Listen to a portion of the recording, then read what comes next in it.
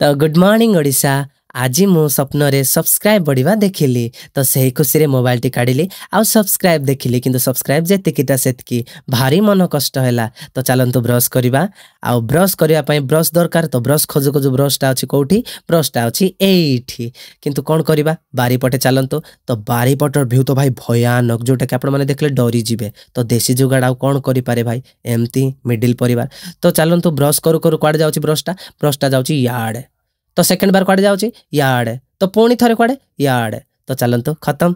तो भाई लस्म धले तो बहुत खतरनाक भाई कोन करबी मते किंतु एलर्जी अछि तो कोन करबा चलंतु ब्रश टा रखिबा पुणी थरे कोठी एठी।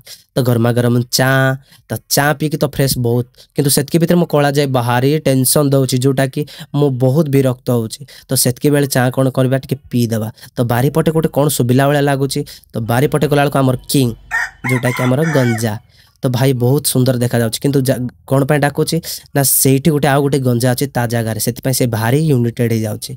तो चलंतु तो आज पई एतिकी भूल थिले क्षमा कर देबे भाई स्टार्टिंग पई बहुत प्रॉब्लम होची तो मते क्षमा कर देबे नेक्स्ट वीडियो रे देखा आबा।